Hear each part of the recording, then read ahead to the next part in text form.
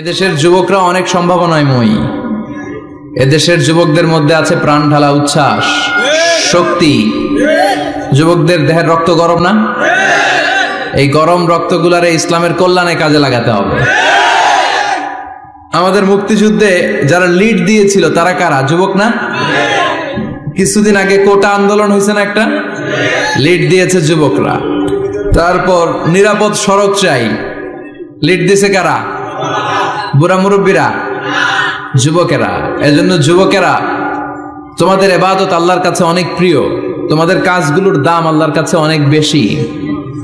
In the day of judgement, কিয়ামতের দিন আল্লাহ তাআলা 7 শ্রেণীর ব্যক্তিকে তার আরশের নিচে ছায়া দিবে। এর মধ্যে দুইটাই হচ্ছে যুবক। হচ্ছে ওই যুবক শাবুন নাশাআ ফি ইবাদাতিল্লাহ, যে যুবক তার যৌবনটাকে আল্লাহর ইবাদতে কাজে লাগায়, যে যুবক তার যৌবন বয়সে পর্নোগ্রাফি দেখে না, হিন্দি সিনেমা দেখে না, অশ্লীল কোনো কিছুই তারা দেখে না, এই সময়টা তারা আল্লাহর ইবাদত করে কাটায়। আর আরেক শ্রেণীর যুবক, যে যুবককে পাপ কাজের জন্য, পরকীয়ার জন্য অফার করা হয়। সুন্দরী মেয়ে তাকে অফার করে, দেখো আমি সুন্দরী, সুস্নিগ্ধা, অনন্যা, প্রিয়ংবদা, সুহাসিনী, সুকেশিনী, সুভাসিনী, অসূর্যম পোষা, মেঘ কালো কেশ, কাজল কালো চুল, হরিণের মতো ডাগর ডাগর আমার দুটি চোখ। কিন্তু যুবক সেদিকে ভ্রুক্ষেপ করে না। ওই যুবক বলে, ইন্নী আখাফুল্লাহ, আমি একজনকে ভয় পাই, তিনি কে? যাদের হৃদয়ে আছে আল্লাহর ভয়, তারা কভু পথ ভুলে যায় না। আল্লাহর প্রেম ছাড়া এই দুনিয়ায় কারো কাছে কোনো কিছু চাই না। রাতের আধারে যারা সেজদাতে রয়, দু চোখের শ্রুতে নদী যেন বয়। ছলনার হাতছানি যতই আসুক, পেছনে ফিরেও সে তাকায় না। যাদের হৃদয়ে আছে আল্লাহর ভয়, তারা কভু পথ ভুলে যায় না। আল্লাহর প্রেম ছাড়া এই দুনিয়ায় কারো কাছে কোনো কিছু চাই না, কারো কাছে কোনো কিছু চাই না। ঠিক কি না? ওই যুবকদের হৃদয়ে ভয় থাকে কারো কাছে? তাদের চাওয়া পাওয়ার কিছু নাই। কিন্তু আমার দেশের এই দামাল ছেলেগুলোর চরিত্র ধ্বংস করে দেওয়ার জন্য যা যা দরকার তার সব উপাদান বাংলাদেশে আছে না নাই? এক নম্বরে পর্নোগ্রাফি আছে না? স্মার্টফোন গুলার ভিতরে ইন্ডিয়ান নায়িকাদের কোমর দুলানোর ডান্স আছে না নাই? রূপবানে নাচে কোমর দুলায়া, ফেরেশতারা বলবে তোগরে পিডামো আমরা ঝুলাইয়া। তো যুবক ভাইয়েরা, এগুলো দেখবা না। তোমার চোখের হেফাজত করতে হবে, তোমাকে অনেক দূর যেতে হবে, তোমাকেই খুঁজছে বাংলাদেশ। তুমি যদি ভালো থাকো, ভালো থাকবে আমার বাংলাদেশ। তুমি যদি ইসলামের পক্ষে থাকো, ভালো থাকবে আমার 56,000 বর্গ মাইল। তুমি যদি কোরআনের পক্ষে থাকো, ভালো থাকবে আমার লাল সবুজের পতাকা। এজন্য যুবকদেরকে ইসলামের পক্ষে থাকতে হবে। এই পর্নোগ্রাফির সাথে আমাদের কোনো সম্পর্ক। আজকের এই মাহফিল থেকে আমরা ওয়াদা করব, যার মোবাইলে যা আছে সব ডিলিট করা যাবে না ইনশাআল্লাহ। আগে যা করছি সামনে থেকে আর দেখা যাবে না। এই পর্নোগ্রাফি আমার যুবক ছেলেদেরকে শেষ করে দিয়েছে। এরপরে আরেকটা বড় সমস্যা হচ্ছে মাদকের সমস্যা। ইয়াবা, গাঁজা, ফেন্সিডিল, মারিজুয়ানা। এই ইয়াবা আগে ছিল ইউনিভার্সিটি লেভেলে ছেলেরা খেত, তারপরে নামলো কলেজে, এখন এটা প্রাইমারি স্কুলের ছেলেদের হাতেও পৌঁছে গিয়েছে। ভয়ঙ্কর অবস্থা। প্রশাসনের ভাই যারা আছেন, জনপ্রতিনিধি যারা আছেন, আপনাদেরকে আরো শক্ত হতে হবে। ওদের ঘাঁটি ভেঙে চুরমার করে দিতে হবে। কোনো ইয়াবার ব্যবসা বাংলার জমিনে চলতে পারবে না। জোরে বলো ঠিক কিনা? দরকার শুধু একটা শক্ত সিদ্ধান্ত। The choice is years. আপনারাই পারেন।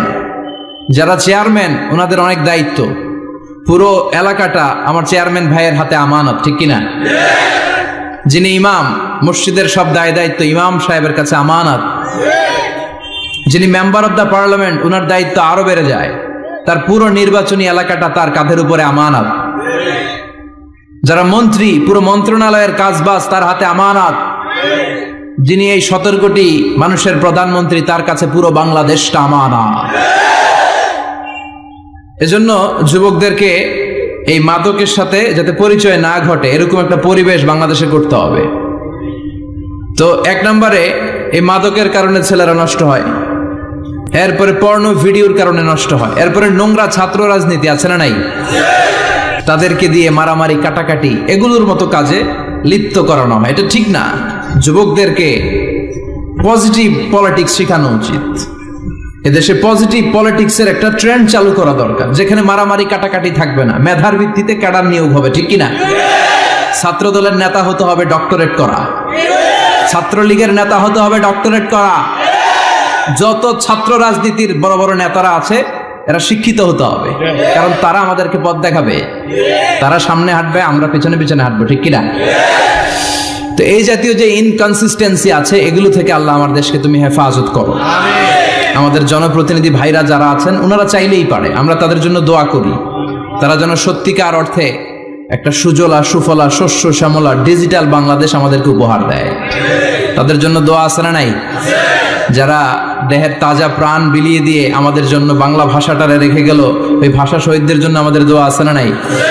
যারা 71 সালে মুক্তিযুদ্ধ করে দেশটারে স্বাধীন করলো, মুক্তিযোদ্ধা ভাইদের জন্য দোয়া আছে না নাই? যারাই এই দেশের জন্য কন্ট্রিবিউট করেছে তাদের সবার জন্য আমাদের পক্ষ থেকে দোয়া। আর যারাই দেশের শত্রু, যারাই দেশের বিপক্ষে, আমরাও তাদের বিপক্ষে, জোরে কোন ঠিক কিনা? এজন্য যুবক ভাইয়েরা তোমাদেরকে জ্বলে উঠতে হবে আপন শক্তিতে, ঠিক কিনা? মুমিনের ঈমান হতে হবে এমন ঈমান যেটা জ্বলে ওঠে, তাহলে বোঝা যাবে ওটা আসল ঈমান, ঠিক কিনা? যে ঈমান প্রয়োজনে জ্বলে ওঠে না, যে ঈমান সত্য ন্যায়ের কথা বলে না, যে ঈমান প্রয়োজনে জ্বলে ওঠে না, যে ঈমান সত্য ন্যায়ের কথা বলে না, যে ঈমান বাস্তবে নাই, যে ঈমান অন্তরে নাই, মুখে শুধু ফাঁকা বলি, কি করে তারে বলো ঈমানে বলি, কি করে তারে বলো ঈমানে বলি, কি করে তারে বলো ঈমানে বলি, ঠিক কিনা? যে ঈমান ঈমানে ভুলে নাস্তিকতার মঞ্চে ওঠে, এরকম আছে না নাই? যে ঈমান বাতিল মতের দোসর হয়ে ফায়দা লুটে, যে ঈমান শুধুই কেবল খায় দায় আনন্দ করে, যে ঈমান দেখে না যে আরাকানে ভাইরা মরে, যে ঈমান ময়দানে নাই, যে ঈমান বাস্তবে নাই, মুখে শুধু ফাঁকা বলি, কি করে তারে বলো ঈমানে বলি,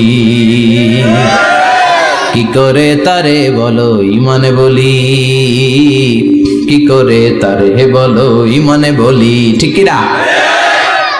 এজন্য ঈমান হতে হবে পাক্কা ঈমান। ঈমান জ্বলে উঠতে হবে বারুদের মতো, যদি অন্যায় দেখে চিল্লা এখন, ঠিক কিনা?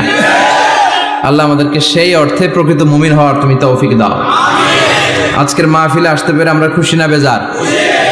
আসুন আল্লাহর দরবারে আমরা ফরমালি শুকরিয়া জানাই। আমরা পড়ে নেই কালিমাতু শুকর, আলহামদুলিল্লাহ। অনেক আলোচক আপনারা দাওয়াত করেছেন, আলহামদুলিল্লাহ। যারাই এখানে কথা বলেছে নিঃসন্দেহে কোরআন থেকে বলেছে, কারণ আমাদের তাফসিরুল কোরআনের মাহফিলের সিলেবাস একটা, এটার বাইরে থেকে আমাদের কথা বলার সুযোগ আছে? আমরা যদি এখানে ত্রিপিটক থেকে কথা বলি, গীতা বাইবেল থেকে কথা বলি, রামায়ণ মহাভারত থেকে কথা বলি, আপনারা কেউ শুনবেন? আপনারা বলবেন যে হুজুর এই বইটা থেকে কথা বলেন। আমাদের সিলেবাস হচ্ছে কোরআন। চিৎকার করে বলতে হবে, আমাদের সিলেবাস কি? কোরআন। এই কোরআন দিয়ে দেশের সব আইনগুলো হোক, আমরা চাই কি চাই না? এই কোরআনটা সংসদ ভবনে থাক, চাই কি চাই না? ক্যান্টনমেন্টে থাক, চাই কি চাই না? সচিবালয়ে থাক, চাই কি চাই না? দেশের প্রতিটি অঙ্গনে কোরআনের কথাগুলো ছড়িয়ে পড়ুক, কোরআনের আলোতে আমরা যেন আলোকিত হই। আল্লাহ বলেছেন, this is the book whereof there is no doubt in it and a guidance to those who are মুত্তাকিন। এটা এমন বই যে বই একটাও ভুল নাই, আছে? একটাও সন্দেহ নাই, আছে?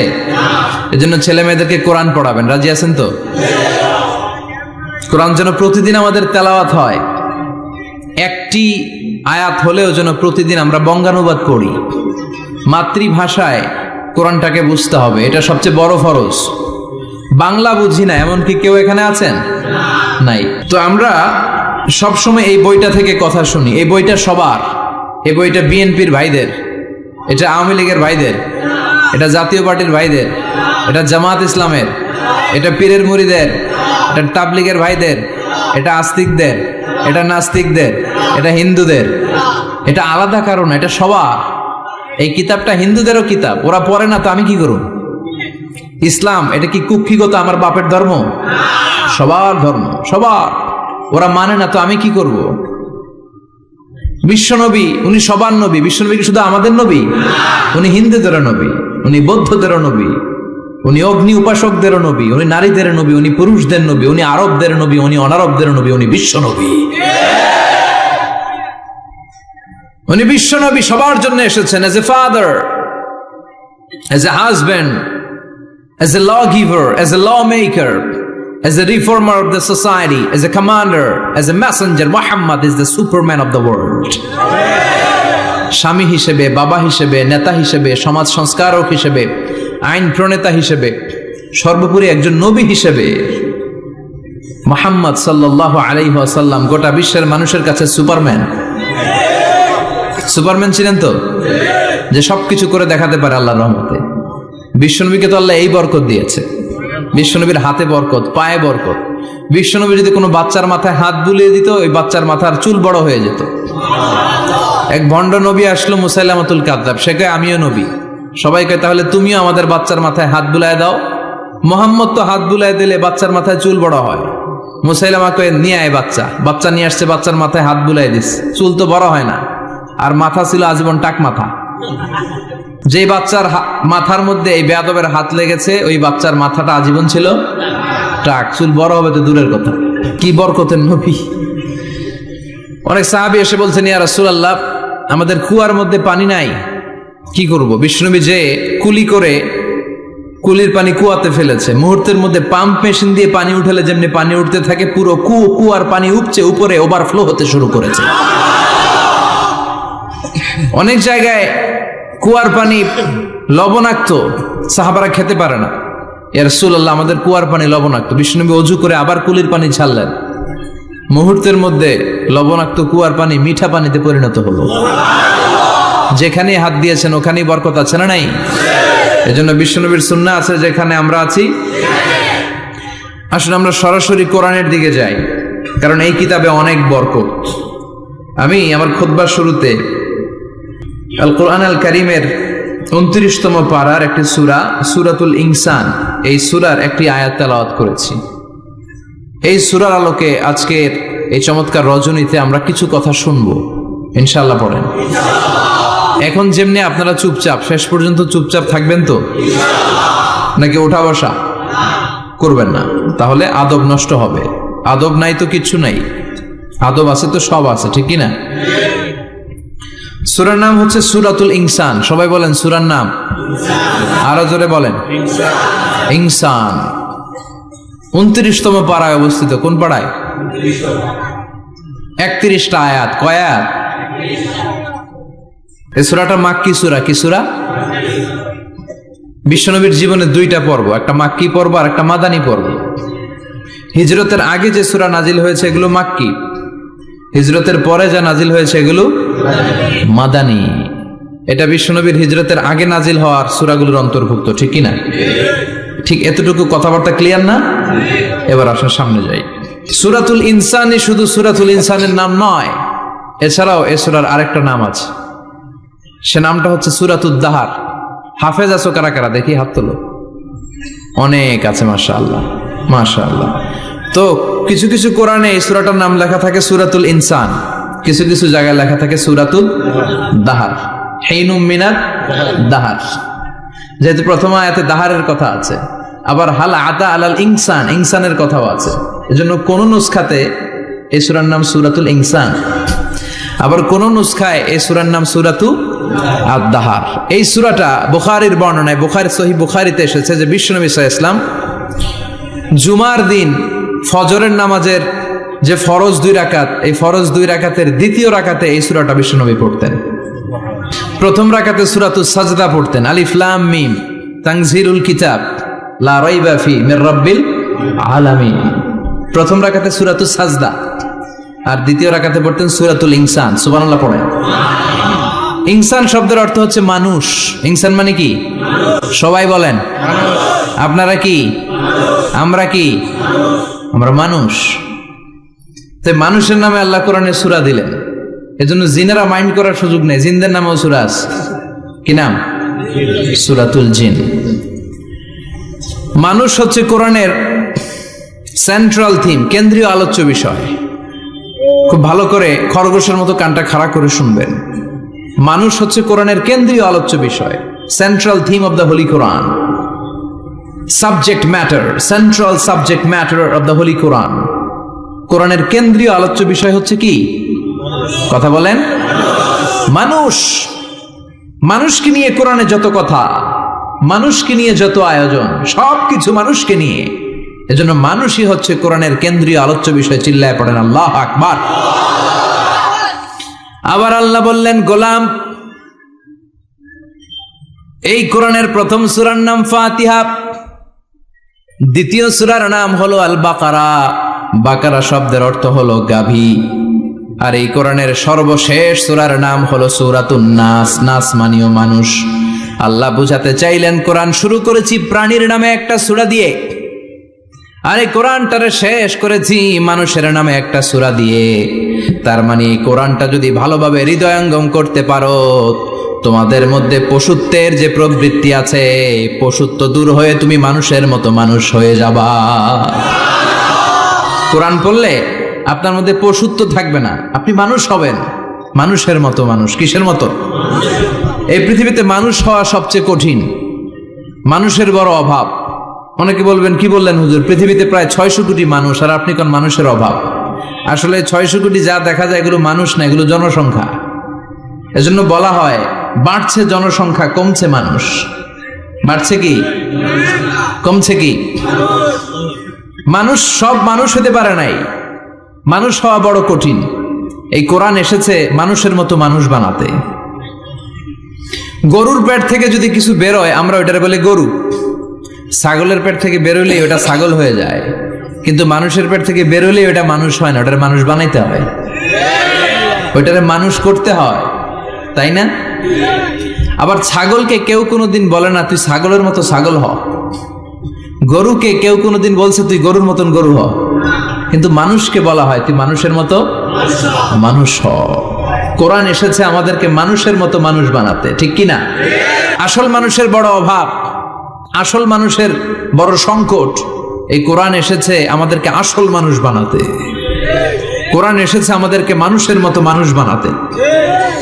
এজন্য যে মা বাবারা চান আপনার ছেলে টেন্ডারবাজ না হোক, চাঁদাবাজ না হোক, 31st নাইটে মেয়েদের ওন্না ধরে টান না দেখ, ফেন্সি ডিলের টাকার জন্য আপনারা লাথি মেরে ঘর থেকে বের না করে দেখ, ওই মা বাবারা ছেলে মেয়েদেরকে একটা কিতাব পড়ায় দিবেন। কিতাবটার নাম কি? এই কিতাবটা পড়লে আপনার ছেলেরা শিক্ষিত বানাবে কে? আমি বলি teach your children the Holi Quran, holy Quran will teach your children everything. আপনি আপনার ছেলেরা শুধু কোরআন শিখান, কোরআন আপনার ছেলেরা গোটা দুনিয়াটা শিখাই দিবে। কারণ কোরআনের প্রথম বাণী হচ্ছে পড়ো, educate yourself, educate your generation. নিজে শিক্ষিত হও, সভ্য হও, সিভিলাইজড হও। শিক্ষার কথা কোরআনে আছে না নাই? কোরআনের প্রথম শব্দটা কি? ইকরা। ইকরা মানে কি? সবাই বলেন প্রথম শব্দটা কি?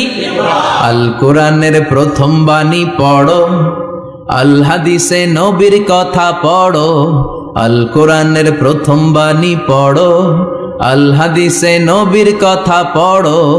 পড়ে পড়ে শেখো, শিখে শিখে তুমি তোমার নিজের জীবন গড়ো। সুবহানাল্লাহ পড়ে। কোরআন পড়লেই জীবন গড়া যায়, ঠিক কিনা? তাহলে এই কোরআনকে আল্লাহ তাআলা নাজিল করেছে আমাদেরকে মানুষের মতো মানুষ বানাতে। কি বানাতে? চিল্লায় বলেন মানুষের মতো মানুষ। মানুষের মতো মানুষ বানানোর জন্য আল্লাহ তাআলা এই কোরআনকে নাজিল করেছে। মানুষকে আল্লাহ এতটা শ্রেষ্ঠত্ব দিয়েছে, মানুষ যদি শ্রেষ্ঠ হয় মানুষ ফেরেশতাকে ছাড়িয়ে যায়, আর মানুষ যদি নিকৃষ্ট হয় তাহলে সে পশুত্বকেও হার মানায়। দলিল কি? দলিল হচ্ছে মেরাজ রজনীতে সাইয়েদনা জিব্রাইল সিদরাতুল মুনতাহা পর্যন্ত গেলেন, ওইখান থেকে দুইটা ঝর্ণা বা নদী নেমে গেল। বিষ্ণু বললেন, জিব্রাইল এই নদী দুইটা কোন নদী? সাইয়েদনা জিব্রাইল বললেন, এই দুইটা নদী সিদরাতুল মুনতাহা থেকে পৃথিবীর দিকে নেমে গিয়েছে। আর একটা হচ্ছে ইরাকের ফোরাত নদী, আর একটা হচ্ছে মিশরের নীল নদী। এরপরে সাইয়েদনা জিব্রাইল বললেন, ইয়া রাসূলুল্লাহ, ইয়া হাবিবাল্লাহ, এই জায়গার নাম হলো সিদরাতুল মুনতাহা, এখানে একটা বড়ই গাছ আছে, এটা হলো আমার লাস্ট ডেস্টিনেশন, বর্ডার এরিয়া। এই বর্ডার এরিয়ার উপরে যাওয়ার ক্ষমতা আমার নাই। 1 ইঞ্চি উপরে গেলে আমার পাখাগুলোর জ্বালিয়ে সারখার করে দিবে কে? সৃষ্টির শুরু থেকে আজ পর্যন্ত যত নবীর কাছে আমি ওহী নিয়ে দুনিয়ার বুকে নাজিল হয়েছি গো নবী, এই সিদরাতুল মুনতাহায় কান লাগিয়ে আল্লাহর কথা শুনেছি। আজ পর্যন্ত আমিও আল্লাহরে দেখি নাই। নবী গো, আমি তো আল্লাহরে দেখি নাই, এটা আমার লাস্ট এরিয়া। আমার যে দেখেন আপনি কোরআন নাজিল করে উপরের দিকে উড়াল দিতে, আমি উড়াল দিয়ে এখানে এসে বসে থাকি। সুবহানাল্লাহ পড়ো। এর উপরে আমি যেতে পারবো না, পাখাগুলো জ্বলে যাবে, যাওয়ার পারমিশন নাই। তবে আপনারে পারমিশন দিছে কে? আল্লাহ। আমি এইখানে দাঁড়িয়ে রইলাম, আপনার মিটিং আল্লাহর সাথে শেষ করে আপনি নেমে আসেন গো নবী। নবী যান, আপনার মিটিং এর জন্য, আপনাকে সারপ্রাইজ দেওয়ার জন্য আপনার অপেক্ষায় আল্লাহ অপেক্ষমান। সুবহানাল্লাহ। তার মানে ফেরেশতা যেখানে শেষ, বিশ্বনবীর খেলা ওইখানে শুরু, ঠিক কি না? জিব্রাইল ওইখানে থেমে গিয়েছে, আর যেতে পারে না। জিব্রাইল যেখানে শেষ, বিশ্বনবীর যাওয়া শুরু। তার মানে মানুষ যদি শ্রেষ্ঠ হয়, সে ফেরেশতাকে ছাড়িয়ে যায়, আর মানুষ যদি নিকৃষ্ট হয়, তাহলে সে পশুকেও হার মানায়, ঠিক কিনা? আপনি কখনো শুনছেন একটা সিংহ আর একটা সিংহকে মারে? একটা বাঘ আর একটা বাঘকে মারে না, একটা হরিণ আর একটা হরিণকে মারে না, একটা হাতি আর একটা হাতিকে হত্যা করে না, কিন্তু একটা মানুষ আর একটা মানুষকে হত্যা করে না। আপনি কখনো শুনবেন না যে একটা বাঘ আর একটা বাঘকে হত্যা করে 10 টুকরা করছে? শুনছেন? একটা হাতি আর একটা হাতিকে মেরে 30 টুকরা করছে? শুনছেন? কিন্তু মানুষ আর একটা মানুষকে শুধু নৃশংসভাবে হত্যাই করে না, হত্যা শেষে তাকে 10 টুকরা করে, 15 টুকরা করে, 30 টুকরা করে বস্তাবন্দি করে। চিল্লা এখন ঠিক কিনা? পাওয়া যায় না এরকম লাশ? গুম করে ফেলছে, ক্রস ফায়ার করে ফেলছে, মেরে ফেলছে, হাত পা বেঁধে, চোখের রশি বেঁধে, বস্তার ভিতরে ভরে ক্ষেতের মধ্যে ফেলে দিস। 3 দিন 4 দিন পর এরকম লাশটা ফুলে উঠছে, পাওয়া যায় না। পত্রিকায় বিভৎস লাশ দেখে আমরা অবাক হই। কোন প্রাণী এমনটা করে না। মানুষ মানুষকে মেরে টুকরা টুকরা করে। একটা ছাগল বনের সব ছাগলগুলোরে মেরে ফেলতে চায় না। একটা হাতি ওই জঙ্গল থেকে সব হাতিগুলোকে শেষ করে দিতে চায় না, কিন্তু মানুষ আগুন জ্বালিয়ে জনপদের পর জনপদ ছারকার করে দেয়, গুলি মেরে এলাকার পর এলাকা ঝাঁঝরা করে দেয়। দ্বিতীয় বিশ্বযুদ্ধের সময় আমেরিকা জাপানের 2টা সিটিতে 2টা বোমা মেরেছে, হিরোশিমা নাগাসাকি। হিরোশিমাতে মেরেছে লিটল বয়, নাগাসাকি শহরে ফেলেছে ফ্যাটম্যান। যে পাইলটগুলো বোমা মারতেছে নিচে, ওই পাইলটগুলো মানুষ না? মানুষ। আর যাদেরকে মারার জন্য মারতেছে তারাও কি মানুষ।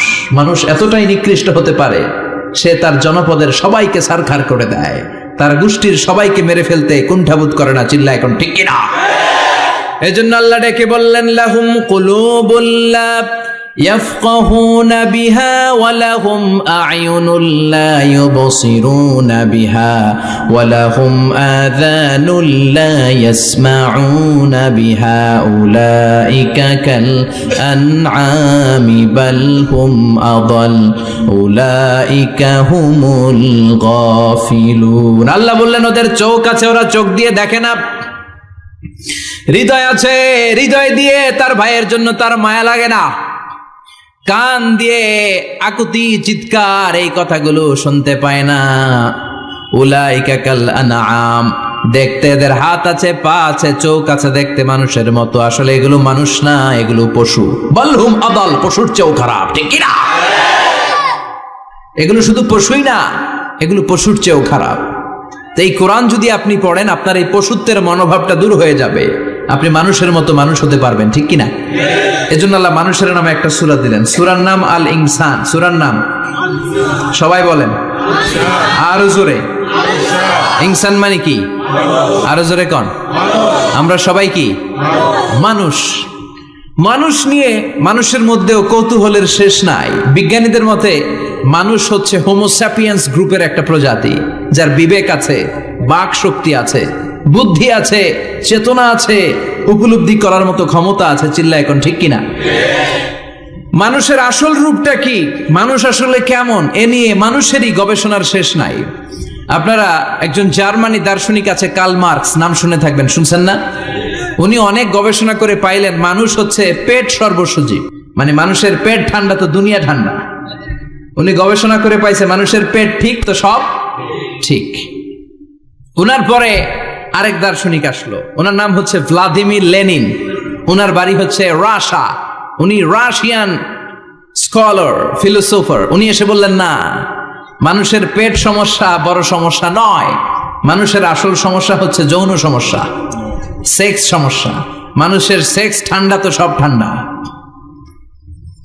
চার্লস ডারউইন, ইংল্যান্ডের আরেক দার্শনিক, উনি এসে বললেন তারা দুজন যা বলছে সব ভুল বলছে। মানুষের পেটের সমস্যা আসল সমস্যা না, মানুষের সেক্স সমস্যাও আসল সমস্যা না। আসলে মানুষ মানুষই না, মানুষ হলো বান্দর।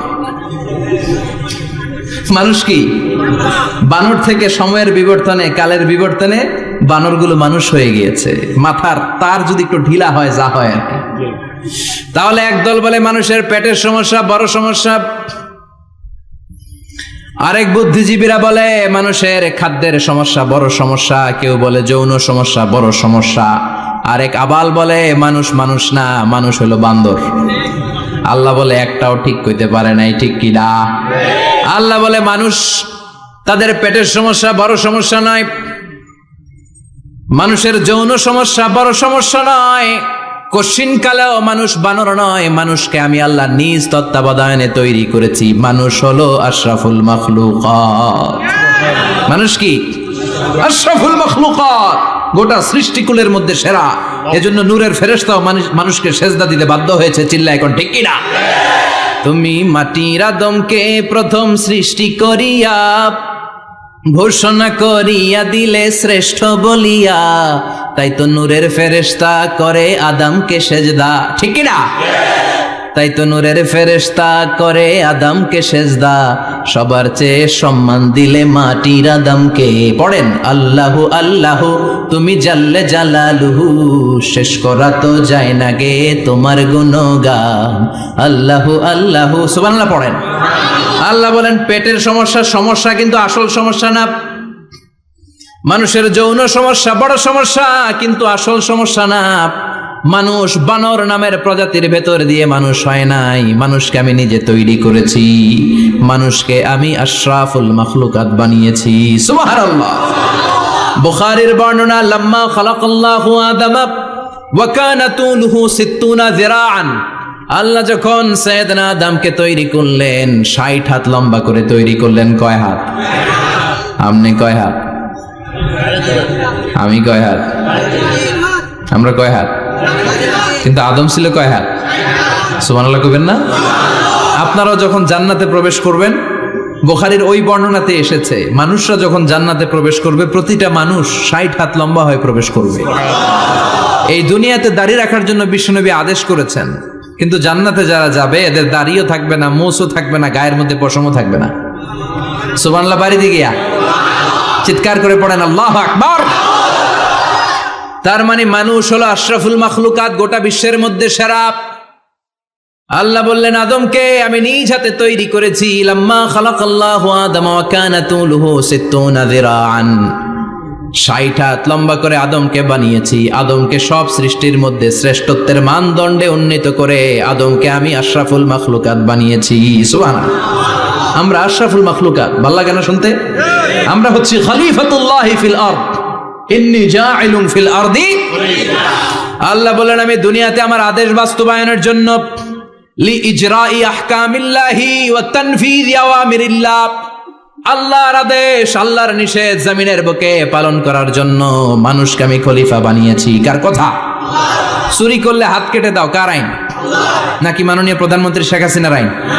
এই দেশের বানানো আইন। চুরি করলে হাত কাটো, কথাটা কার? السارق والسارقة فاقطعوا أيديهما جزاء بما كسبا نكالا من الله والله عزيز حكيم. If anyone steal something very precious from the society, the government should cut down his right hand. দামি কিছু চুরি করলে এটা সাক্ষীর দ্বারা সাব্যস্ত হলে গভর্নমেন্টের উচিত তার ডান হাতটা এক কোপ মেরে কেটে দেয়া। কার কথা? বানু মখজুমিয়া গোত্রের এক মেয়ে মদিনাতে চুরিতে ধরা পড়ল। অনেক বড় ফ্যামিলির, ডিগনিফাইড শিল্পপতির মেয়ে। সাহাবারা বলল, এই মেয়ের হাত যদি বিশ্বনবী মদিনায় কেটে দেয়, মদিনাতে তো মারামারি লেগে যাবে। কে বলবে বিশ্বনবীর কাছে যে সুপারিশ করার ক্ষমতা কারো নাই? বিশ্বনবীর পালক পুত্র ওসামা বিন যায়েদ, যায়েদ ইবনে হারেসা, তার ছেলে ওসামা পালক পুত্রের ছেলে, তাকে বিশ্বনবী বড্ড ভালোবাসতো। তার উপাধি হলো হুব্বু রাসূলিল্লাহ, বিশ্বনবীর ভালোবাসা। সবাই বলল, ওসামা আমরা যে বলতে পারবো না, তুই যে নবীরে সুপারিশ কর। ও নবী, যদিও চুরি করেছে মেয়েটা, সাব্যস্ত হয়েছে, কিন্তু আপনি মাফ করে দেন, হাত কেটে দিয়েন না। ওসামা যে বলে, নবী হাত কেটে দিয়েন না। বিশ্বনবীর চেহারাটা আগুনের গোলার মতো লাল হয়ে গেল। বিশ্বনবী বললেন, ওসামা এটা আল্লাহর আইন, সুপারিশ করার সাহস তোর বুকের ভিতরে দিল কে? কে দিয়েছে স্পর্ধা? লাউ আন্না ফাতিমাতা বিনতে মুহাম্মদ সারাকাত লাকাতা মুহাম্মাদুন ইয়াদাহা। এই মেয়ে তো দূরের কথা, আমার কলিজার টুকরা, নয়নের পুটুলি, জান্নাতি নারীদের সর্দারণী আমার মেয়ে ফাতেমাও যদি চুরিতে ধরা পড়ে, আমি তলোয়ারটা বের করে ফাতেমার হাত কেটে দিতে এক সেকেন্ডও দেরি করব না। কারণ আইনটা কার? চিল্লায় বলেন কার? এজন্য বাংলাদেশে চুরি চামারি আছে না নাই? হাজার হাজার কোটি টাকা উধাও হয়ে যায়, আছে না নাই? আমাদের মাননীয় প্রধানমন্ত্রী যদি এই নিয়ম করে দেয়, যারাই চুরি করবে হাত কেটে দেয়া হবে। বাইতুল মুকাররমের স্কয়ারের সামনে হাত কেটে দেয়া হবে। আর প্রতিটা চ্যানেল লাইভ ব্রডকাস্ট করবে, এটা সরাসরি সম্প্রচার, আমরা সবাই দেখবো কেমনে চোরদের হাত কাটে। এই নিয়ম যদি আমাদের মাননীয় প্রধানমন্ত্রী করে দেয়, দেশে আর চোর খুঁজে পাওয়া যাবে? কথা কন। তবে এই চোর লাউ চোর, ডাইল চোর, মুরগি চোর না, যারা হাজার কোটি টাকা মেরে দেয়। এক সিগনেচারে দেশের 10,000 কোটি টাকা নাই, চিল্লায় বলো ঠিক কিনা? এই চোরদের বিচার যদি করা যেত, তাহলে এই দেশে আর দুর্নীতি থাকতো না। দুর্নীতি দমন কমিশনের দরকার হতো না। মন্ত্রীদের রাতের ঘুম হারাম হতো না। এটা মদিনার সমাজ হয়ে যেত, শান্তির বাংলাদেশ হয়ে যেত, ঠিক কিনা? এজন্য আল্লাহ বললেন, গোলাম এই জমিনের ভেতরে চুরি করলে হাত কেটে দিবা, জিনা ব্যভিচার করলে ডেথ পেনাল্টি, ক্যাপিটাল পানিশমেন্ট, মৃত্যুদণ্ড, সর্বোচ্চ শাস্তি, ঠিক কিনা? এজন্য ইসলাম দিয়ে যদি আইন কায়েম করা হয়, 24 ঘন্টার আলটিমেটামে সব বিচার হয়ে যাবে, যেরকম, ঠিক কিনা? ইসলাম বলে চোরের হাত কেটে দাও। জিনা ব্যভিচার করলে ডেথ পেনাল্টি, সৌদি আরবে হেড অফ করে, গলা কেটে ফেলে। বাংলাদেশেও যদি এটা করা যেত, খবর হয়ে যেত, আর কোন ধর্ষক বাংলার জমিনে জন্মাতো না, চিল্লায় বলো ঠিক কিনা? আল্লাহ বলেন, আমি মানুষকে খলিফা বানিয়েছি আমার এই হুকুম আহকামগুলো বাস্তবায়নের জন্য। সব সৃষ্টিকুলের মধ্য থেকে মানুষকে আমি বানিয়েছি আশরাফুল মাখলুকাত। আবার মানুষকে বানিয়েছি আমি আমার খলিফা। আবার মানুষের চেহারাটা আমি আল্লাহ সব চাইতে সুন্দর করে তৈরি করেছি। সুবহানাল্লাহ। লাকাদ খালাকনাল ইনসানা ফি আহসানি তাকওয়িম। আমি মানুষের চেহারাটা সব চাইতে চমৎকার অবয়ব দিয়ে তৈরি করেছি রে গোলাম। সুবহানাল্লাহ। পৃথিবীতে যত প্রাণী আছে, সব সৃষ্টির মধ্য থেকে আমাদের সৃষ্টিটা সুন্দর না? আপনি হিউম্যান অ্যানাটমি নিয়ে যদি গবেষণা করেন, কেমনে আল্লাহ আমাদের এখানে হার্ট দিলেন, লাঞ্চ দিলেন, হ্যাঁ, তারপরে 206টা হাড্ডি দিলেন। হাড্ডিগুলো আবার ব্যান্ড করা যায়, দেখছেন? বাঁকা করা যায় না? এটা বাঁকা করা যায়। বাঁকা না করলে আপনি খাইতে পারতেন? ক্রিকেট যারা খেলো, পেস বল করতে পারতা? স্পিন বল, হ্যাঁ, অফিস স্পিন, লেগ স্পিন, কয় হুজুরও জানে কেমনে রে, তোর থেকে শিখছি বেটা। তো এই যে ছেলেপেলারা এরকম অফ স্পিন করে, লেগ স্পিন করে, এগুলো হচ্ছে আল্লাহর দেয়া কারিশমা। হাত ঘুরানো যায়। আল্লাহ যদি এটাকে এরকম ব্যান্ড করার সুযোগ না দিতেন, করতে পারতাম? আবার এইখানেও বাঁকা করার সুযোগ আছে না নাই? এইখানেও আছে না নাই? আবার এইখানেও আছে না নাই? কত কাজ। বাজার করে যখন বাজারের ব্যাগ যখন নিয়ে আসেন, কোথায় ধরে রাখেন? আঙ্গুলে ধরে রাখতে হয়। ক্যারাম যখন খেলো, কি দিয়ে টোকা মারো? সুবহানাল্লাহ কয় না পোলাপান? কত খেলার সিস্টেম আল্লাহ দিলেন। আবার ক্রিকেটের মধ্যে 2 আঙ্গুল তুললে কি ওই যে সব মুখস্থ। আবার এক আঙ্গুল তুললে কি দেখছেন ঘটনা, আউট। কত কাজ এই আঙ্গুল দিয়ে, এই আঙ্গুলগুলোর বাঁকা করার, বেন্ড করার ক্ষমতা আমাদেরকে দিয়েছে কে? আল্লাহ। এজন্য আল্লাহ বললেন লাকাদ খালাকনাল ইনসানা ফি আহসানি তাকওয়িম, আমি মানুষের চেহারাটা সব চাইতে সুন্দর করে তৈরি করেছি। মানুষ সুন্দর, আমাদের চোখ সুন্দর না মিয়া? আমাদের চোখও যদি সুন্দর হতো তাইলে আমরা বুঝতাম মানুষগুলো কত সুন্দর। আমরা মনে করি ধলা হইলেই সুন্দর, কয় ধলা ধলা এটা সুন্দর, ডাকাইত, এগুলো ডাকাত। একটা মানুষের চেহারা স্কিন যদি কালো হয় এর মধ্যে একটা সৌন্দর্য আছে না নাই? একটা মেয়ের স্কিন যদি কালো হয় তারপরও চেহারায় সৌন্দর্য আছে না নাই? কয় না হুজুর আমার বউ সুন্দর না, কালা কালা, আছে না নাই? তুই ডাকাইত, তুই কি? একজন মানুষের চেহারা যেরকমই হয় আপনি খেয়াল করে দেখবেন তারপরও তার অবয়বের মধ্যে একটা এক্সট্রা অর্ডিনারিটি আছে, কারোর সাথে কারোটা মিলে না। সুবহানাল্লাহ পড়েন। এজন্য প্রতিদিন স্ত্রীরে বলবেন, স্ত্রী তুমি সুন্দরী, তুমি অনন্যা, তোমার চাইতে সুন্দরী গোটা বিশ্বে কেউ নাই। কইবেন না? মুরব্বীরা কয় না, কইতাম না, আগে কইয়া ফেলাইছি। এগুলো বলবেন, এগুলো বললে স্বামী স্ত্রীর মধ্যে ভালোবাসা বাড়াই দিবে কে? আল্লাহ। আমি প্রায় এগুলো বলি, উৎসাহিত করি যে স্বামী স্ত্রীর মধ্যে যে ভালোবাসাটা এটা পবিত্র, এটা জান্নাতি। এই ভালোবাসা জান্নাতে শুরু হয়েছিল সাইয়েদনা আদম আর হাওয়ার মধ্য দিয়ে। চিল্লা এখন ঠিক না? স্বামী স্ত্রী দুইজনে একের হাতের সাথে আরেকজনের হাত মিলালে হাতের সগীরা গুনাহ মাফ করে কে? আল্লাহ। স্ত্রীর চেহারার দিকে নজর করে তাকালে চোখের গুনাহ মাফ করে দেয় কে? আল্লাহ। স্ত্রীর জন্য প্রতি মাসে যে খরচ দেন এই টাকাগুলো সদকা দেওয়ার সওয়াব আছে না নাই? আছে। স্ত্রীকে যে দামি দামি ভ্যানিটি ব্যাগ কিনে দেন এটা তো সওয়াব আছে না নাই? আছে। কক্সবাজারে ঘুরতে নিয়ে গেলে সওয়াব আছে না নাই? আছে। ফুল কিনে দিলে সওয়াব আছে না নাই? আছে। ভালোবাসার গান শোনাইলে সওয়াব আছে না নাই? আজকে পারবেন না শোনাইতে রাত্রেবেলা? পারবেন? পারবেন? পোলাপাইন রাখায় পারবো। তোকে তো বেটা বিয়েই হয় নাই, বিয়ার পরে শোনাইস। তো এই ভালোবাসার গানগুলো শোনালে নিজেদের মধ্যে একটা ইন্টিমেসি তৈরি হয়। বিশ্বনবী এরকম স্ত্রীর সাথে খুনসুটি করতেন, ভালোবাসা করতেন। এটা হালাল, কিন্তু এটা জায়গা মতো না করে ভাবির লগে করলে মায়ের আছে না নাই? ভালোবাসার গান জায়গা মতো শোনাতে হবে। স্ত্রীকে ভালোবাসার গান না শুনিয়ে যদি চাচাতো বোনরে শোনাও, শালিরে শোনাও, পাড়ার মেয়েদের সাথে যদি টাঙ্কি মারো, ফিল্ডিং মারো, মায়ের আছে না নাই? তার মানে জায়গা মতো করলে সব সওয়াব। সুবহানাল্লাহ পড়েন। আর বিয়েটারে সহজ করে দিবেন। আমি তো সব জায়গায় বলি বিয়েটাকে সহজ করে দেন, আমরা বিয়েটারে কঠিন করে ফেলছি। একটা ছেলে এই দেশে 16 থেকে 18 বছর বয়সে ম্যাচিউরড হয়, কিন্তু ওরে বিয়ের পিড়িতে বসায় 32 বছর বয়স। তো বাকি 32 বছর কি আঙ্গুল চুষবে? কথা কন, কি করবে? ও যে পাপ কাজ করে, ও যে পর্নোগ্রাফি দেখে, ও যে মাস্টারবেশন করে, এগুলোর পার্সেন্টেজ গুনাহ মা বাবার আমল নামায় আছে না নাই? মা বাবার এত সহজে পার পেয়ে যাবেন না। ছেলে মেয়েগুলারে সময় হলে বিয়ে দিয়ে দেন। বিয়ের চেয়ে ভালো কাজ পৃথিবীতে আছে? যেই সমাজে বিয়ের খরচ বেড়ে যায় ওই সমাজে জেনার খরচ কমে যায়। বিয়ে করতে লাগে 10 লাখ, জেনা করতে লাগে 500 টাকা। কথা কন। এজন্য জেনাকে সহজ করবেন না বিয়েকে সহজ করবেন? বিয়ের কথা কইলেই পোলারা কয় তুই নিজের পায়ে দাঁড়া। তো এতদিন ও কার পায়ে দাঁড়াইছে? সহজ করবেন তো? আল্লাহ তুমি বোঝার তৌফিক দাও। এরপর আল্লাহ বললেন আমি মানুষকে শুধু আশরাফুল মাখলুকাতি বানাই নাই, আমার খলিফাই বানাই নাই। মানুষের চেহারাটা শুধু আমি সুন্দর করে দেই নাই, গোটা বিশ্বের মধ্যে মানুষকে আমি সবচাইতে শক্তিশালী করেছি। সবচেয়ে শক্তিশালী কে? মানুষ। চিল্লায় বলেন শক্তিশালী কে? আল্লাহ যখন পৃথিবী বানালেন, মুসনাদে আহমদ ইবনে হাম্বলের বর্ণনা, পৃথিবী কাঁপাকাঁপি শুরু করলো। খালি কাঁপে, খালি কাঁপে। পৃথিবীর কাঁপাকাঁপি বন্ধ করার জন্য আল্লাহ পৃথিবীর মধ্যে 7টা টেকটনিক প্লেট বসিয়ে দিলেন। 7টা পাহাড়। 7 tectonic plates creates the mountain range on earth. এই 7টা প্লেট পৃথিবীতে এই পাহাড়গুলো উঁচু নিচু টিলা টপ্পর তৈরি করেছে। পৃথিবীব্যাপী যত পাহাড় আছে এই টেকটনিক প্লেটের কারণে। ওয়াজআলনাল জিবালা আওতাদা, পৃথিবী কাঁপতে শুরু করলো সৃষ্টির পর। পৃথিবীর কাঁপাকাঁপি বন্ধ করে দেওয়ার জন্য আল্লাহ পৃথিবীর ভেতরে পাহাড় ঢুকিয়ে দিলেন।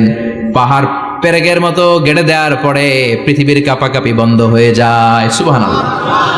ফেরেশতারা অবাক হয়ে বলে মাবুদ, পৃথিবীর কাঁপাকাঁপি বন্ধ হলো কেমনে? আল্লাহ বললেন, ও ফেরেশতারা, পৃথিবীর মধ্যে আমি পাহাড়কে কেটে দিয়েছি। পাহাড় কেটে দেওয়ার কারণে পৃথিবীর কাঁপাকাঁপি বন্ধ হয়ে গেছে। ফেরেশতারা বললেন, তাই নাকি? পাহাড়ের এত বড় শক্তি। ইয়া রাব, হাল মিন খালকিকা আশাদ্দা মিনাল জিবাল, আপনার এই সৃষ্টিকুলের মধ্য থেকে পাহাড়ের চাইতে বেশি শক্তিশালী কিছু আছে নাকি? আল্লাহ বললেন, হ্যাঁ আছে। পাহাড়ের চাইতে শক্তিশালী হচ্ছে আল হাদিদ, মানে লোহা। পাহাড়ের চেয়ে শক্তিশালী কি? এই লোহার নামে কোরআনে সূরা আছে না নাই? সূরার নাম কি? কথা বলেন। وأنزلنا الحديد فيه بأس شديد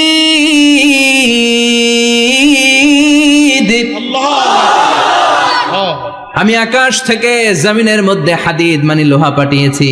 লোহার মধ্যে আছে প্রচন্ড শক্তি। ওয়া মানাফিউ লিন-নাস, লোহার মধ্যে আছে মানুষের জন্য উপকার। পৃথিবীতে এমন কোনো জিনিস নাই যে এই জায়গায় লোহা নাই, ঠিক কি না? বিমান বানাতে লোহার দরকার আছে না নাই? ঘড়ি বানাতে দরকার আছে না নাই? আংটি বানাতে দরকার আছে না নাই? গাড়ি বানাতে, বাড়ি বানাতে, সব বানাতে কি লাগে? লোহা। আল্লাহ বললেন, লোহা সবচেয়ে শক্তিশালী। এটা পাহাড়ের চেয়েও শক্তিশালী, কারণ লোহা পাহাড়ের মধ্যেও ঢুকায় দেওয়া যায়, ঠিক কি না? ফেরেশতারা বললেন, আল্লাহ, হাল মিন খালকিকা আশাদ মিনাল হাদিদ, আপনার এই সৃষ্টিকুলের মধ্যে থেকে লোহার চাইতেও কি শক্তিশালী কিছু আছে? আল্লাহ বললেন, নাআম আছে। লোহার চাইতে শক্তিশালী হলো আন্নার, মানে আগুন। আগুনের স্পর্শ পেলে লোহা গলে যায়, ঠিক কি না? আগুন জ্বালিয়ে দিলে লোহা অস্তিত্ব হারিয়ে ফেলে, লোহা গলে যায়। ফেরেশতারা বলল, আল্লাহ, হাল মিন খালকিকা আশাদ্দা মিনান নার, আপনার সৃষ্টির মধ্য থেকে আগুনের চাইতেও শক্তিশালী কিছু আছে নাকি? আল্লাহ কয়, আছে। সেটা কি? কথা কন। মিঠা নদীর পাহানি, আল্লাহ তোমার মেহেরবানি, সুন্দর ফুল সুন্দর ফল, মিঠা নদীর পাহানি, আল্লাহ তোমার মেহেরবানি। তুমি কতই দিলে রতন, ভাই বেরাদর পুত্র স্বজন, ক্ষুধা পেলে অন্ন যোগাও, মানি চাই না মাহানি, আল্লাহ তোমার মেহেরবানি। সুন্দর ফুল সুন্দর ফল, আল্লাহ তোমার মেহেরবানি। চিল্লায় পড়েন আল্লাহু আকবার। আল্লাহ বললেন, আগুনের চেয়েও শক্তিশালী হলো পানি। আগুনের মধ্যে যদি পানি ঢেলে দেয়া হয়, আগুন নিভে যায়, ঠিক কিনা? ফেরেশতারা বলল, আল্লাহ, হাল মিন খালকিকা আশাদ্দা মিনাল মা, আপনার সৃষ্টিকুলের মধ্যে পানির চাইতেও শক্তিশালী কিছু আছে নাকি? আল্লাহ কইলেন, আছে। সেটা হইল আর রিহ, মানে বাতাস। সুবহানাল্লাহ কোন। কারণ বাতাসের ঝাপটায় পানি দোলা খায়, বাতাসের ঝাপটায় পানির মধ্যে উচ্ছ্বাস তৈরি হয়, সাগরে জলোচ্ছ্বাস হয়, ঠিক কি না? বাতাস ধাক্কা মারলে পানিতে দোলা লাগে, সিডর হয়, নার্গিস হয়, আইলা হয়, মহাসেন হয়, ঘূর্ণিঝড় হয়। পানির চাইতে বাতাস বেশি শক্তিশালী। ফেরেশতারা অবাক হয়ে বলে, আল্লাহ, তাহলে আপনার সৃষ্টিকুলের মধ্য থেকে বাতাসের চাইতেও শক্তিশালী কিছু আছে নাকি? আল্লাহ কয়, আছে। ফেরেশতারা বললেন, বাতাসের চাইতেও শক্তিশালী যদি কিছু থেকে থাকে সেটা কি? আল্লাহ বললেন, সেটা হলো মানুষ, বনি আদম, আল ইনসান। তবে ওই মানুষ যেই মানুষ দান করে। কি করে? ডান হাত যা দান করে, বাম হাত সেটা টের পায় না। সুবহানাল্লাহ।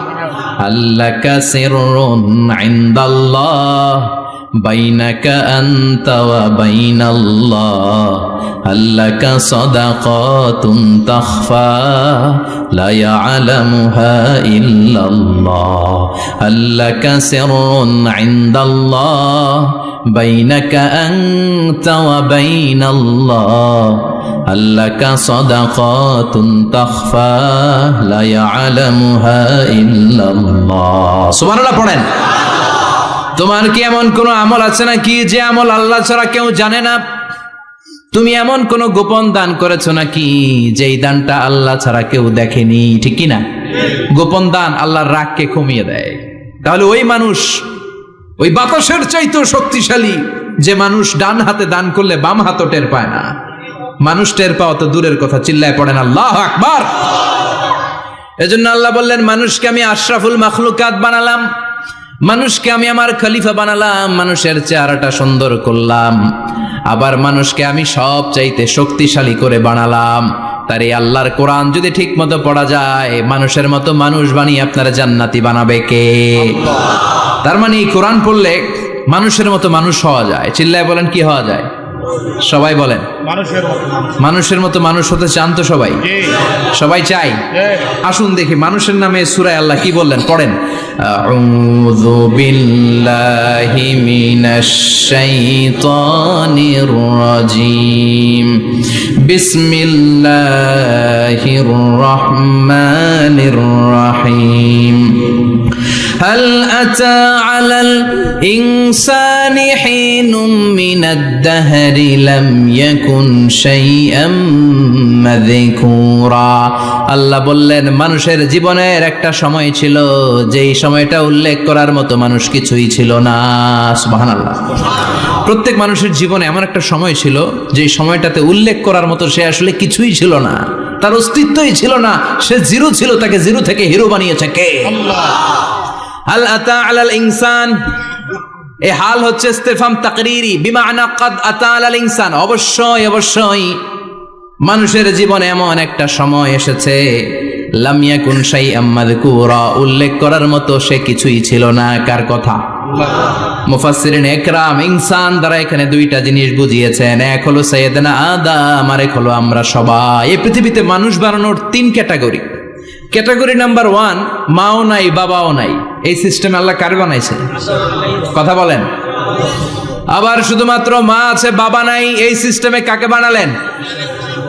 আবার বাবাও আছে মাও আছে, এই সিস্টেমে কারে বানালেন? আমাদেরকে বানালেন। আবার সাইয়েদনা আদমকে আল্লাহ যখন বানালেন, তিনি বানালেন মিন তিনিন লাযিব, এঁটেল মাটি থেকে বানালেন। এঁটেল মাটি দিয়ে কাঠামো বানানো যায় না, স্ট্রাকচার করা যায় না। এঁটেল মাটি জমিন থেকে নিয়ে আল্লাহ রেখে দিলেন 40 বছর। চিল্লায় বলেন কয় বছর? আর আকাশকে বললেন ইয়া সামাউ আমতিরি আলাইহি 40 সানা, ও আকাশ এই মাটির উপরে 40 বছর তুমি বৃষ্টি দাও। 40 বছর এঁটেল মাটির উপরে বৃষ্টি জমতে জমতে জমতে জমতে এটা হয়ে গেল হামাইম মাসনুন, কাদামাটি। সুবহানাল্লাহ পড়েন। কাদামাটি থেকে গেল 40 বছর। কাদামাটি থেকে আল্লাহ সাইয়েদনা আদম আলাইহিস সালামের ডাইস বানালেন। তারপরে আল্লাহ সূর্যরে বললেন ইয়া শামসু হাররিকি আলাইহি 40 ইয়াউমা, ও সূর্য এবার আদমের কায়ার উপরে, মূর্তির উপরে তুমি 40 বছর সূর্যের আলো দাও। 40 বছর সূর্যের প্রখর ও তীব্র তির্যক তাপে এবং কিরণে আদম হয়ে গেছে এখন সলসলিন কাল ফাখার, টোকা মারলে ঠন ঠন করে। সুবহানাল্লাহ পড়ে। এখনো রুহের ফুৎকার দেয় নাই এখনো, কিন্তু কেটে গেছে 120 বছর। 340 কত? 120 বছর চলে গেল। এই বিশাল লম্বা সময়ে আল্লাহ বললেন লাম ইয়াকুন শাইআম মাযকুরা, উল্লেখ করার মতো আদম কিছুই ছিল না। রুহের ফুৎকার যেহেতু দেয় নাই 140 বছর, এটা এঁটেল মাটি, পরে ছিল কাদামাটি, এরপরে হয়েছে মূর্তি, ঠনঠনে মূর্তি। উল্লেখ করার মতো আদমের জীবনে 124 বছরে কিছুই ছিল না। চিল্লায় বলেন ঠিক কিনা? আবার আমরাও যারা সলিমুদ্দি কলিমুদ্দি, আমরাও আমাদের মায়ের পেটের ভেতরে প্রথমে ছিলাম 40 দিন। বুখারীর বর্ণনা, ইন্না আহাদাকুম ইউজমাউ খালকুহু ফি বাতনি উম্মিহি 40 ইয়াওমান সুম্মা ইয়াকুনু নুতফাতান মিসলা যালিক সুম্মা ইয়াকুনু আলাকাতান মিসলা যালিক ফায়াতি ইলাইহিল মালাকু ফায়ানফাখু ফীহির রূহ। আমরা যারা সলিমুদ্দি কলিমুদ্দি, আমরা আমাদের মায়ের পেটের ভেতরে 40 দিন ছিলাম নুতফা, এক ফোঁটা বীর্য। তারপরে 40 দিন ছিলাম আলাকা, রক্তপিণ্ড। তারপরে 40 দিন ছিলাম মুদগা, গোশতপিণ্ড। 3 40 120 দিন। কয় দিন?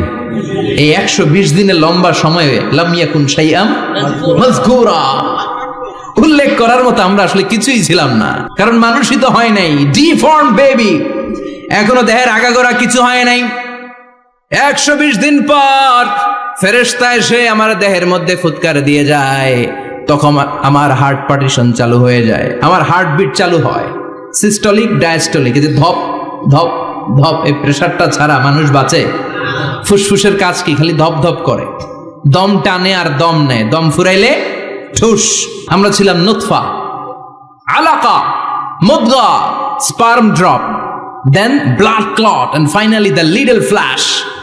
আমি আমার এমফিল রিসার্চ করেছি এটার উপর, এটা ইংরেজিতে বলে এমব্রয়োলজি, ভ্রূণতত্ত্ব। How the little embryo develops in mother womb, মায়ের পেটে এই ছোট্ট ভ্রূণ এটা কেমন করে শুক্রাণু ডিম্বাণু থেকে 8 মাস 10 মাস 9 মাস পরে কেমন করে জমিনে আসে। How the little embryo develops in mother womb, মায়ের পেটে কেমন করে ডেভেলপ করে। একেবারে ক্ষুদ্র ছিলাম আমি, তুচ্ছ ছিলাম আমি, নগণ্য ছিলাম আমি। আমার কোনো নাম ছিল না, আমার কোনো গ্রাম ছিল না, আমার কোনো পরিচয় ছিল না। এখন দুনিয়াতে আমাদের পরিচয় আছে না নাই? কিন্তু মিজানুর রহমান আজহারী একটা সময়ে লাম ইয়াকুন শাইআম মাযকুরা, তোরা কেউ চিনতো না, তোর নামটাও কেউ জানতো না, উল্লেখ করার মতো তুই কিছুই ছিলি না। এটা দিয়ে আল্লাহ বুঝাতে চাইলেন তোর কিছুই ছিল না, জিরো থেকে আমি হিরো বানালাম। ক্ষমতার দাপট দেখাবি না, ক্ষমতার অহংকার দেখাবি না, টাকা পয়সার গরম দেখাবি না। 2 দিনের টাকার মালিক হয়ে ওর পা জমিনে লাগে না এরকম টাকা তা ছেড়ে নাই। লাম ইয়াকুন শাইআম মাযকুরা, তোর চেয়ে বড় ক্ষমতাশীল ছিল ফেরাউন। আল্লাহ ছাড় দিয়েছে, ছেড়ে দেয় নাই, ঠিক কি না? নমরুদরে ছাড় দিয়েছে, ছেড়ে দেয় নাই, ঠিক কি না? আবু জাহেলকে ছাড় দিয়েছে, ছেড়ে দেয় নাই, ঠিক কি না? এখনো যারা গাদ্দারি করে, ইসলামের বিপক্ষে কথা বলে, ইসলামকে জমিনের ভিতর গেড়ে দিতে চায়, দেখা যায় আল্লাহ ওদেরকে ছাড় দেয় কিন্তু ছেড়ে দেবে না। চিল্লায় কও ঠিক কি না? পৃথিবীতে কেউ তো স্থায়ী হয় না, হোক না সে ফেরাউন কিবা নমরুদ। কেউ ভাবে চিরদিন রয় না, কেউ ভাবে চিরকাল রয় না। কেউ থাকতে আসে নাই, এত বড় বড় দাপটওয়ালারা সব শেষ। আমি তো প্রায় জায়গায় বলি আমি ফেরাউনের লাশটা নিজে দেখে এসেছি, যেহেতু আমি আল আজহার ইউনিভার্সিটির স্টুডেন্ট। 200 পাউন্ড লাগে দেখতে, আমি দেখছি ফ্রি। আমার আল আজহারের জামিআতু আল আজহার শরীফের একটা কার্ড ছিল, ওটা দেখাইলে সব ফ্রি, ফ্রিতে দেখে আসছি। আমি অবাক হয়েছি, এই লোকটার হুঙ্কারে মিশরের জমিন থার থার করে কাঁপতো। আজ করে শেষ করে দিছে কে? আজ আছে কাল নাই, ঠুস দম ফুরাইলে।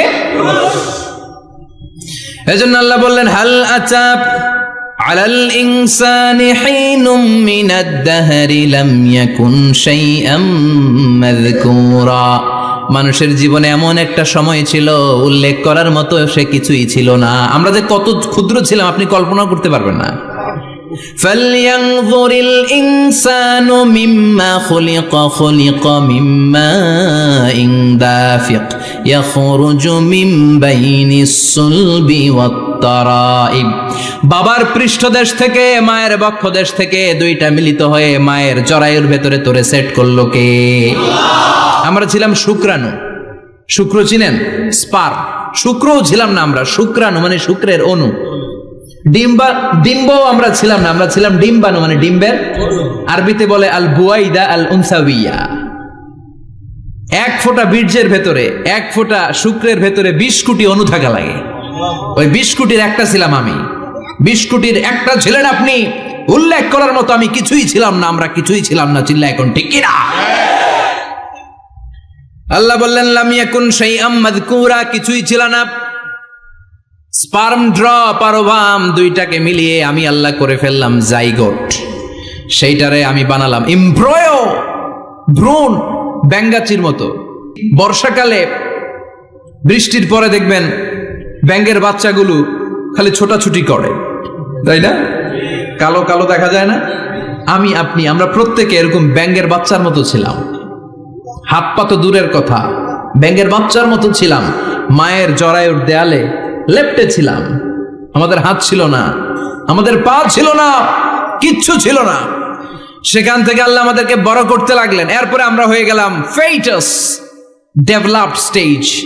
120 দিন পরে আল্লাহ তাআলা আমাদের রুহের ফুৎকার দিলেন, আমার হার্ট দিলেন, আমার লাংস দিলেন, আমার গল ব্লাডার দিলেন, আমার কিডনি দিলেন, আমার লিভার দিলেন, আমার ইন্টেস্টাইন দিলেন।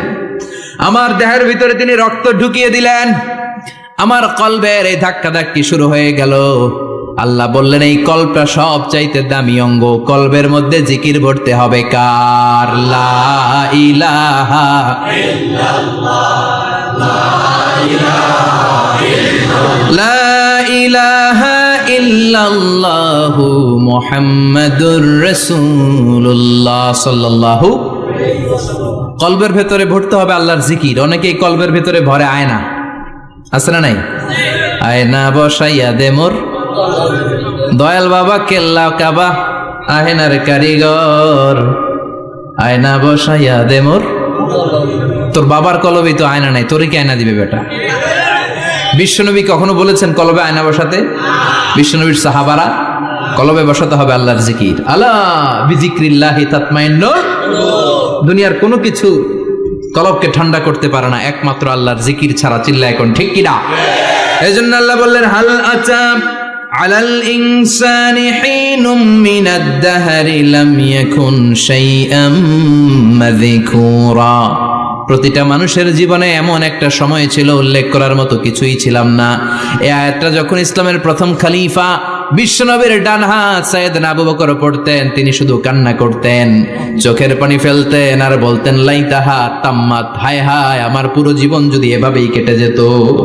লাম ইয়াকুন শাইআম মাযকুরা, মায়ের পেটের ভিতরে যখন ছিলাম কিছুই যখন ছিলাম না, এরকমই যদি থাকতাম কতই না ভালো হতো। লা নাবতালি ওয়ালা নালিদ, জন্মগ্রহণ করতাম না, পরীক্ষার সম্মুখীন হতাম না, জীবনটা যদি এমনিই কেটে যেত কতই না ভালো হতো। এজন্য আল্লাহ বললেন প্রতিটা মানুষের জীবনে এমন একটা সময় ছিল উল্লেখ করার মতো সে কিছু ছিল না। এরপর আল্লাহ বললেন ইন্না খলাকনাল ইনসানা মিন নুতফাতিন আমশাজিন নাবতালি ফাজআলনাহু সামিআন বাসীরা। নিশ্চয় আমি মানুষকে জমাট বাঁধা মিশ্রিত নতফা থেকে তৈরি করেছি। বাবার শুক্রাণু মায়ের ডিম্বাণু দুইটাকে মিলিয়ে দিল কে?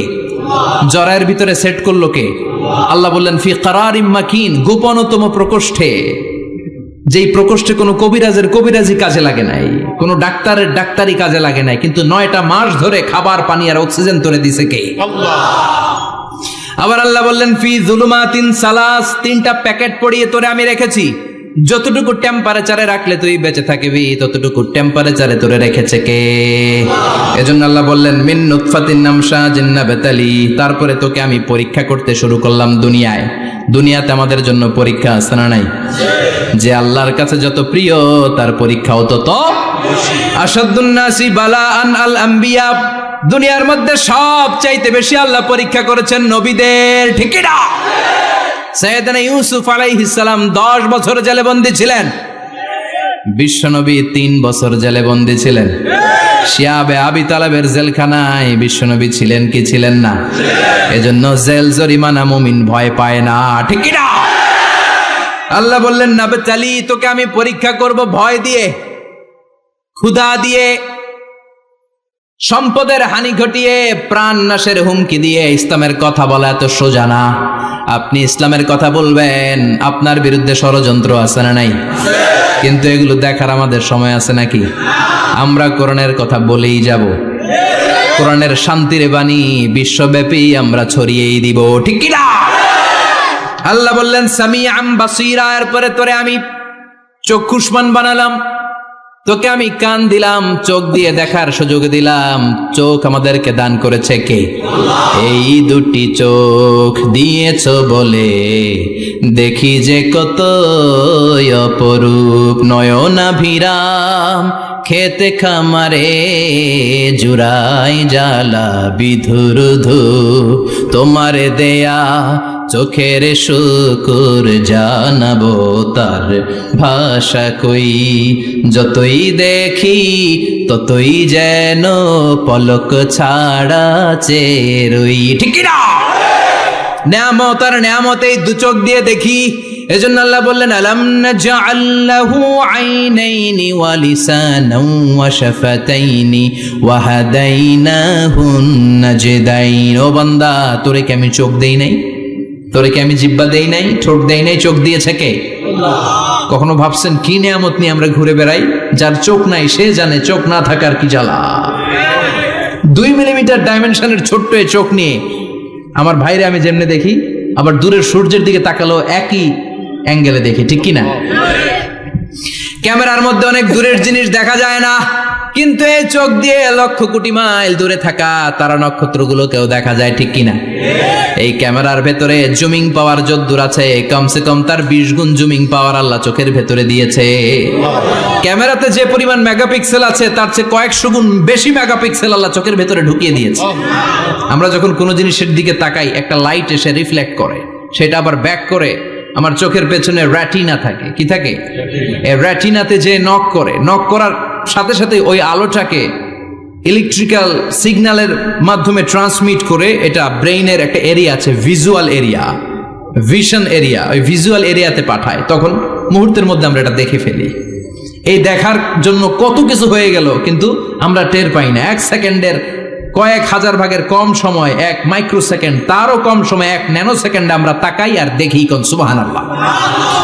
আবার আল্লাহ কান দিলেন, সাউন্ড ওয়েভ তৈরি হয়, শব্দ তরঙ্গ আমাদেরকে শুনতে সাহায্য করে। এগুলোকে বলে ইয়ার ক্যানেল। এই ক্যানেলের ভেতর দিয়ে ঢুকে। অনেকে বলে এই পেছানো পেছনে এগুলো আল্লাহ দিল কেন? মা খালাকতা হাদা বাতিলা। আল্লাহ কোনো কিছুই এমনি এমনি দেয় না। সুবহানাল্লাহ পড়ে। এমনি এমনি না। এই যে কানের ভেতরে পেছানো পেছনে এগুলো আমরা যেন ঠিকঠাক ভাবে শুনতে পাই, এজন্য দিয়েছেন। সাউন্ড, শব্দ তরঙ্গটা এসেই এই ক্যানেল দিয়ে ঢুকতে হয়। আপনি কান কেটে যদি কান কাটা রমজান হয়ে যান, কিচ্ছু শুনতে পাবেন না। কান কাটা রমজান শুনছেন? ছোটবেলা আমরা শুনতাম কান কাটা রমজান। তো এই কান যদি আপনি কেটে দেন, আপনি কিন্তু কিছু শুনতে পাবেন না। এটা এয়ার ক্যানেল। এই ক্যানেল দিয়ে ঘুরে ঘুরে ঢুকতে হবে ভিতরে।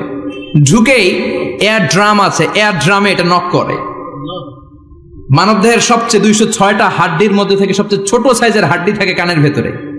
এটার আবার 3 ভাগ, outer air, middle air, the inner air. 3টা স্টেজ পার হয়ে এটা ব্রেনের ভেতরে হেয়ারিং নার্ভ আছে, শুনবার জন্য যে স্নায়ু আল্লাহ তৈরি করেছে, ওই স্নায়ুতে যে নক করে। এই নক করা মাত্রই আমরা শব্দটা শুনতে পাই। সুবহানাল্লাহ পড়বেন না? এজন্য আল্লাহ বললেন ফাজআলনাহু সামিআন বাসীরা। তোকে আমি চোখ দিলাম, তোকে আমি কান দিলাম। শুধু চোখ কান দিয়ে আমি থেমে থাকি নাই। ইন্না হাদাইনাহুস সাবিলা ইম্মা শাকিরান ওয়া ইম্মা কাফুরা। আমি আল্লাহ চোখ আর কান দিয়ে থেমে যাই নাই, তোকে আমি সঠিক রাস্তাটা দেখিয়ে দিলাম। আমাদেরকে রাস্তা দেখাইছে কে? আল্লাহ। আল্লাহ বলে দিলেন এটা ডান পথ, এটা বাম দিক। ডান দিকে যাবি তো জান্নাতে ঢুকবি, বাম পথে যাবি তো জাহান্নামে যাবি, ঠিক কি না? এজন্য সব নবীরা ছিল ডানপন্থী, সব নবীরা ডান দিকে চলতো। এজন্য আমরাও ডান দিকে চলি। কথা কন? আমরা সবাই ডানপন্থী। কোন পন্থী? আরো জোরে বলেন, কোন পন্থী? আল্লাহ ডান দিকের রাস্তা দেখিয়ে দিলেন আর বললেন হেদায়েত কেউ দিতে পারে না, হেদায়েত দিতে পারে কে? এরপর আল্লাহ বললেন ইম্মা শাকিরা ওয়া ইম্মা কাফুরা। তুমি শুকরগুজার বান্দাও হতে পারো, আবার কাফেরও হতে পারো। The choice is years. তোমাকে আমি স্বাধীনতা দিলাম।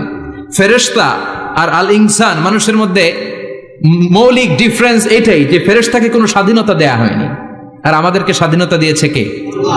পথ আল্লাহ 2টা দেখিয়ে দিয়েছে। যদি শুকরগুজার হও, আমি নিয়ামত বাড়িয়ে দেব। আর যদি কুফরি করো, জেনে রাখো আমার আযাব বড় কড়া। আমি আল্লাহ সব সময় ধরি না, ধরলে ধরে, ধরে না, ধরলে আল্লাহ সারে না। তুমি শাকুর হতে পারো, আবার কাফুর হতে পারো। এখানে আল্লাহ তাআলা মানুষের হিউম্যান বিহেভিয়ারাল ক্যারেক্টারিস্টিক্স নিয়ে কথা বলছেন, যে এক একটা মানুষের কত রূপ হতে পারে। আমার এক বিহেভিয়ার, ভাইয়ের এক বিহেভিয়ার, আপনার এক বিহেভিয়ার, এক একজনের এক এক ম্যানার, এক এক অ্যাটিটিউড। একজনের অ্যাটিটিউডের সাথে আরেকজনের অ্যাটিটিউডের কোনো মিল আছে? আল্লাহ এখানে কেবল 2টার কথা বললেন, শাকিরা, ইম্মা শাকিরা ওয়া ইম্মা কাফুরা। তুমি শুকরগুজারও হতে পারো, আবার চাইলে কাফুরাও হতে পারো। সুবহানাল্লাহ পড়েন। মানুষের আচরণ নিয়ে এভাবে আল্লাহ কোরআনে অনেক কথা বললেন। এক জায়গায় আল্লাহ বললেন আজুলা, মানুষ কি? আরেক জায়গায় বললেন মানুয়া, আরেক জায়গায় বললেন জাজুয়া, আরেক জায়গায় বললেন যালুমান জাহুলা, আরেক জায়গায় বললেন ইয়াউসা। এক এক মানুষ এক এক ধরনের। কিছু মানুষ আছে যা শুনে খালি ভুলে যায়, আছে না নাই? কিছু মানুষ আছে একবার শুনলে আর ভুলে না। আমাদের জাতীয় কবির নাম কি? জোরে বলেন। ওনার মেমোরিটা ছিল ফটোজেনিক মেমোরি। ফটোজেনিক মেমোরি হচ্ছে যে মানুষ একবার দেখলে এটারে আমি মোবাইলে ছবি তুললে যেমনি একটাও হারাবে না, আমার এখানে থেকে যাবে, একবার তাকালে আমার মাথার মধ্যে এরকম থেকে যাবে। এটার বলে ফটোজেনিক মেমোরি। কাজী নজরুল ইসলামকে আল্লাহ তাআলা এই ফটোজেনিক মেমোরি দান করেছে, কোন সুবহানাল্লাহ। উনি কিছু ভুলতেন না, একবার বললেই সব মনে থাকতো। আর কিছু লোক আছে ভুলে যায়। আল্লাহ বললেন ওয়ালাকাদ আহিদনা ইলা আদামা মিন ক্বাবলু ফানাসিয়া ওয়া লাম নাজিদ লাহু আজমা। আমি আমার প্রথম মানুষ, প্রথম নবীকে একটা আদেশ করেছিলাম, কিন্তু আদেশ পালন করতে আদম সেটা ভুলে গেছে। ওয়ালাম নাজিদ লাহু আজমা, এই আদেশ পালনে তাকে আমি দৃঢ় চিত্ত পাই নাই। পাইবো কেমনে, ভুলে গেছে।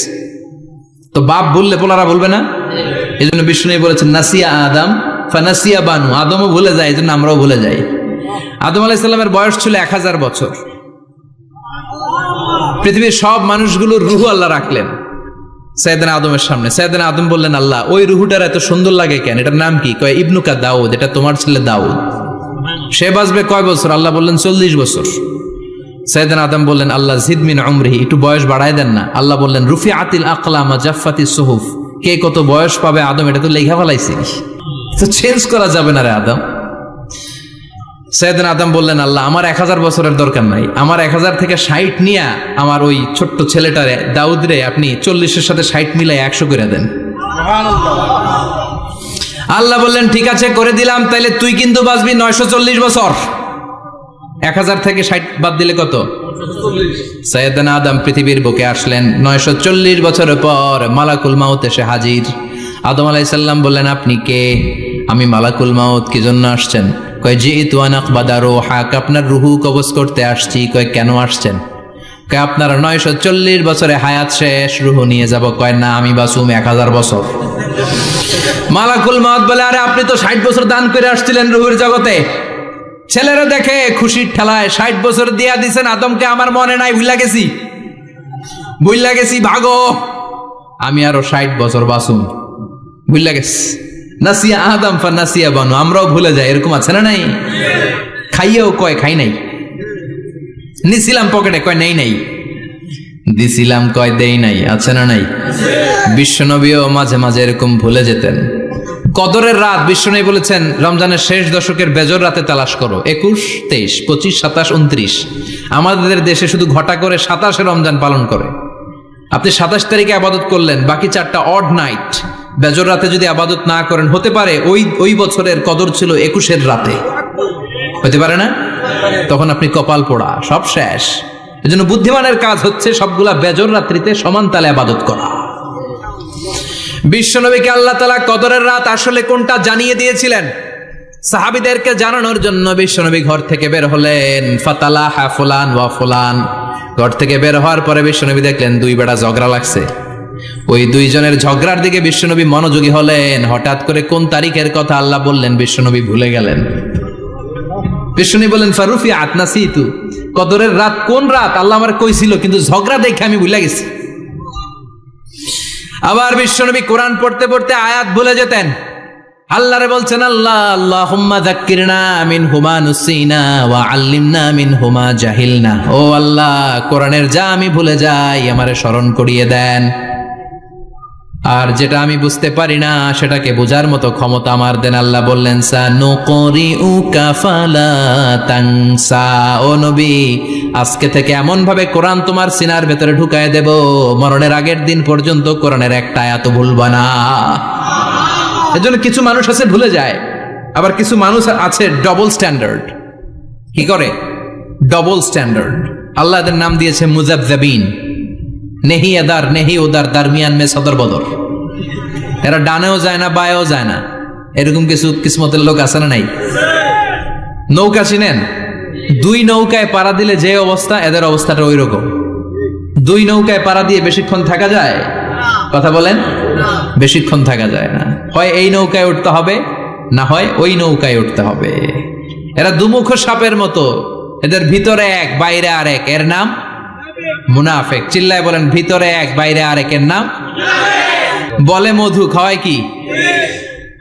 এরা উপর দিয়া ফিটফাট, ভিতর দিয়া সতর্ঘাট। চিনেন সবাই? তা আমরা মুজাবজাবিন হতে চাই না, আমরা মানুষের মতো মানুষ হতে চাই। সূরাতুল ইনসানের শিক্ষা হচ্ছে লাম ইয়াকুন শাইআম মাযকুরা। একটা সময় ছিল আমাদের জীবনে উল্লেখ করার মতো আমরা কিছুই ছিলাম না। এজন্য সব সময় বিপদে আপদে ভরসা রাখতে হবে একজনের উপর। চিল্লায় বলেন তিনি কে? আর ছেলে মেয়েদেরকে এই কোরআনটা শিখায় দিতে হবে। এই কোরআন শিখায় দিলে ছেলেমেয়েরা মানুষের মতো মানুষ হবে। কি হবে? সবাই বলেন কি হবে? আল্লাহ পাক আমাদের সবাইকে কথাগুলো বুঝার ও আমল করার তৌফিক দান করুক। আমরা পড়ি আমিন। সুবহানাকাল্লাহুম্মা ওয়া বিহামদিকা আশহাদু আল্লা ইলাহা ইল্লা আনতা আস্তাগফিরুকা ওয়া আতুবু ইলাইক।